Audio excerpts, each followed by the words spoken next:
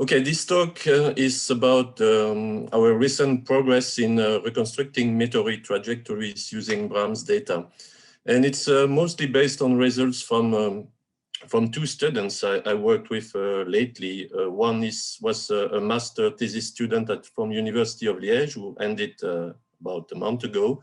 And the rest is now taken over by Joachim Ballis, who is in the list of co-authors, who is our new PhD student. So we'll work with us for 4 years. So the BRAMS network, a few reminders. So BRAMS is the acronym for Belgian Radio Meteor Station. It's a set of radio receiving stations, mostly installed in Belgium and neighboring countries, using forward scatter radio radio detections to detect and study and characterize meteorites falling into the atmosphere. So we have a dedicated transmitter, the blue triangle here, located in the south of Belgium, and transmitting a continuous wave with no modulation at a frequency of 49.97 megahertz. So we radiate a power of approximately 130 watts with circular polarization towards zenith.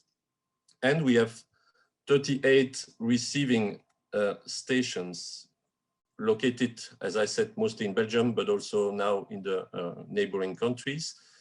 All these receiving stations use the same material. So we use 3-element Yagi antennas and materials provided by my institute. And it's not completely true, actually. Now we have kind of hybrid receiving stations, but I won't go into the detail. The most important part is that all these stations are synchronized using GPS clocks. One of our station circled with the red circle that you can see on the map is a radio interferometer using 5 Yagi antennas in the classical Jones configuration. So basically, the difficulty of finding the trajectories with the BRAMS, the current BRAMS system, is that our receiving stations are not directive at all. So the antenna receives the meteor echoes and record the meteor echoes, but we are not able to know exactly where the reflection was coming from, except for the radio interferometer, for which we can have an idea about the direction. This is an example of the BRAMS data that we record. So we record the amplitude of the signal as a function of time with a sampling frequency of around 6 kilohertz, coded on 16-bit, and we save the data every 5 minutes under wave audio format. As you can see on the left part of this slide, these data are extremely noisy. And among this example, you have a few meteor echoes, but it's hard to disentangle them from other spurious signals. So usually we present the data on the right using spectrograms. So on 5 minutes long duration and 200 Hertz range centered on the direct signal coming from the transmitter that you can see as the horizontal red line on this image. And then you see a lot of meteor echoes. Some are short-lived, the underdense one, and the other ones are more complex, the overdense ones. And the difficulty also, as you can see, is that we have a lot of reflection from airplane. Okay, now for the trajectories of the individual meteorites, we developed, well, basically there are two methods that we can use. This is the method 1, which is based simply on the fact that the reflection of the radio wave is specular, which means that the total distance traveled by the radio wave from the transmitter to the reflection point, then to the receiver, must be minimum on the trajectory. And because we have several receivers at different locations, the geometry is different for each of these, and therefore the position of the specular reflection point for each station is different along the meteoroid path. And the distance between the different reflection points, we assume that the speed, currently that the speed is constant, so the creation of these points vary there is a time delay between the creation of these points. So basically, if we want to retrieve the trajectory, we have 6 unknowns, 3 coordinates of 1 specular reflection point from a reference station, and then the 3 components of the speed, assuming again that the speed is constant. So to solve this, and the only measurements we have are the time delays recorded between the meteor echoes at the different stations. So because we have 6 unknowns, we need at least 6 equations. And so we use the fact that the total distance traveled by the radio wave for each of the 6 stations must be a minimum.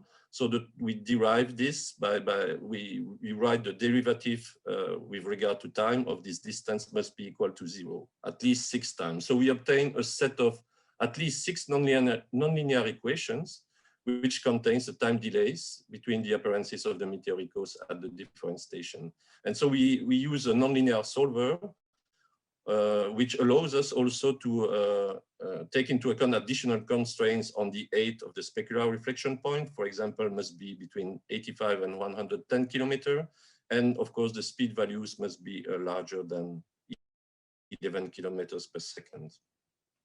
I would like to mention that when we started this work in fall 2020, there was a publication in late 20s by Mazur et al. Using data from CMOR, and in their appendix, they were using a similar development.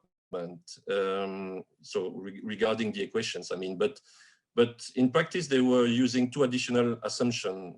The first, that the main site at CMOR, it's a backscatter system. Therefore, the directions from the main site to the trajectory must be perpendicular at the reflection point. So R0, so this vector must be perpendicular to the speed. And also the remote sites that they are using at CMOR are rather close from the main site. So this allows us to go to a simplified linear system of equations where they basically solve for the 3 components of the speed. And unfortunately, these assumptions cannot be used with Brahms, and therefore we have to solve the complete set of nonlinear equations. The second method that we can use is, of course, taking advantage of a radio interferometer located in UMA, which provides a direction of 1 meteorico that in this case we will consider as the reference station. So this provides 2 more equations for the azimuth and elevation of this reflection point. And therefore we only need to have 4 equations, 4 complementary equations like before, using the time delays.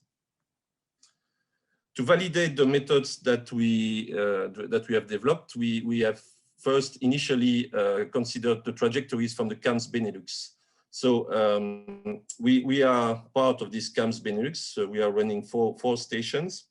And so Carl Johanning kindly provided me 948 trajectories from 2 nights, consecutive nights in July 2020. So you see on this map on the right, you see the projections of these trajectories on the ground.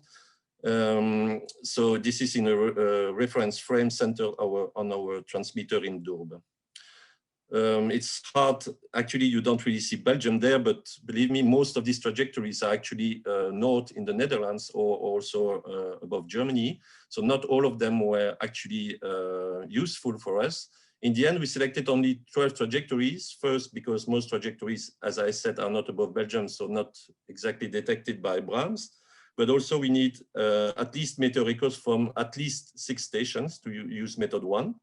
And one of these stations must be our interferometer in UMA, because we want to compare methods 1 and 2, sorry. And also to be sure to consider only specular event, we restrict ourselves to underdense meteoricos. So in the end, we ended up with these 12 trajectories for CAMS, from which we have all the parameters, including the speed measurements, but also the trajectory, so we can calculate the theoretical position of the reflection point for the station in UMA that we consider as the reference station. So these values are the ones that we need to retrieve, basically. And I will focus on trajectory 105 that is circled in red in this table. But also, and that's more the part that Joachim is working on now, because with real data, of course, there are a number of additional complications that we are not completely sure about, and that makes the problem even more complex. So we also decided to work with simulated trajectories because, for example, we have no uncertainty about meteorico identification or about the measurements of time delays in this case, or potential meteoric decelerations that CAMS might measure, and that we are not taking into account at this moment. So the advantage with the simulated trajectories is that all parameters are then controlled, and we can just test how the nonlinear solver behaves. So for the determination of the time delay, so once we know the trajectory, we can identify the meteoricos in the various Brahms spectrograms. So here, for example, on the right, in Humain, in our reference station. So this is the one circle in red. And you see that this meteorico is superimposed with the direct signal from our transmitter, the horizontal red line. And therefore, the first thing we have to do is to correctly subtract this from the raw data. And then if we take the spectrograms again, you see that this direct signal has been properly subtracted and is not there available. From this clean, let's say, spectrogram, then we can filter out the noise and finally go back to the original data where we have the amplitude as a function of time. And there we can safely measure the start of the meteoricos. So method one, that's the preliminary result with the comparison with CAMS. So on the left, you have the projection on the ground in the XY plane, and here on the vertical plane. This reference frame is centered again on the transmitter in Dourbe, and this is the position of our interferometer. This is the projection of the CAMS visual data, and this is the trajectory that Matthias, our former student, was retrieving. As you can see, the speed direction was more or less correct, something that we were not completely able to explain, but the position of the reflection point is completely wrong. So we had to investigate problems with the solver. And that's actually what Joachim is doing at the moment. So we took the same trajectory, but in this case, we completely simulated, let's say, and with the constant speed, such that we can calculate the position of the theoretical reflection point for each station. They are here located. So the trajectory is actually coming from, here's the projection on the ground, from southeast to northwest. And as you can see, it's not exactly located above Belgium. Okay, don't go into too many details, but Joachim is currently investigating the solver, another solver. And actually with this solver, we are able for some of the initial guess, because of course we have to start from an initial guess, we are able to correctly find the position of the reflection point from Humain. So this is again the transmitter, this is the position of the interferometer in Humain, and this is the correct position that we can find for some of the initial guesses. But from other initial guesses, then we completely, the solver goes in completely unreal, unphysical solutions, but there are probably mathematical solutions, correct? So we have to investigate this a little bit more, and that's what we are doing at the moment. But the fact that we can find for some of the initial guesses the correct solution is encouraging. Now with method 2 and the interferometer, we know the direction of the reflection point, and this is the direction that you see here in red. And in this case, Matthias, so the former student, was able to retrieve the trajectory more or less correctly. So the speed direction was accurate to approximately 1.5 degrees. The magnitude of the speed was about 1 kilometer less than the one measured by CAMS, but of course the deceleration was not taken into account, so we have to investigate this. And what was wrong is the altitude of the reflection point is not perfectly retrieved. It's a few kilometers differences, and that we have to investigate again why. But at least the fact that we know, of course, the direction of the specular reflection point helps the solver to go in the right direction, let's say in the right quadrant. And then if Matthias applied this to all the 12 trajectories that you can see here projected on the ground. So the CAMS trajectories are in red and the reconstructed trajectories are in blue. And again, you see that depending on the height of the reflection point and so the elevation, let's say, you see that sometimes it fits nearly very well. And sometimes there is this difference in altitude of the reflection point that we saw for trajectory 105 here. So improvements and perspective. So, well, as I mentioned, we need to solve the problems with method 1, but that's what Joachim is doing at the moment. And I think we are moving in the right direction, and we have some other things to test. And we need to fine tune method 2. One of the things that I would like to do in the near future is also to add more receiving stations nearby our interferometer to increase the number of trajectories that we can retrieve in method 2. So that's basically in the region that you see circled in blue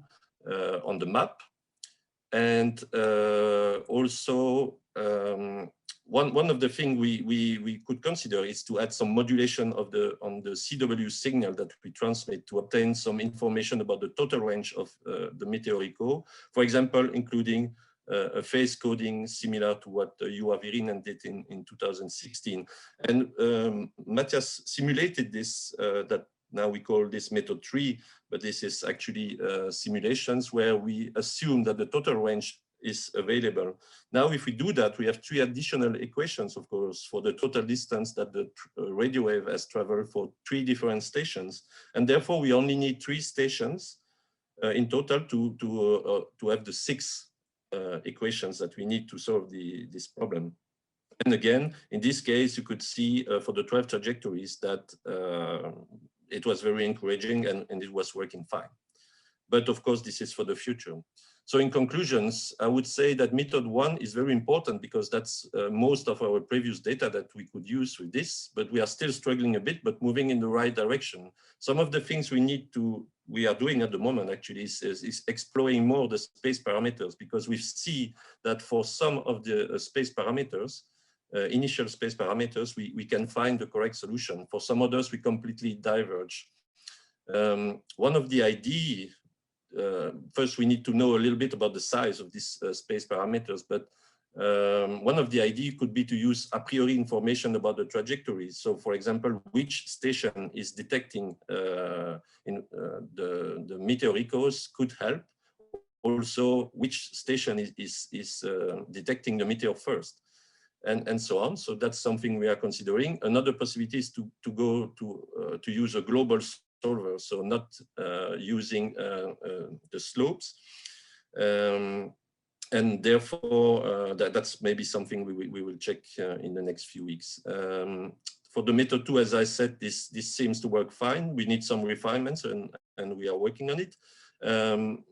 Method 3 is something we might consider for the future, obviously. We also have an upcoming radar that should be available in 2022, and this one will also have a second radio interferometer, so that will allow a comparison between backscatter and forward scatter system, but also maybe use the data from the 2 interferometers, which will be only about 60 kilometers apart.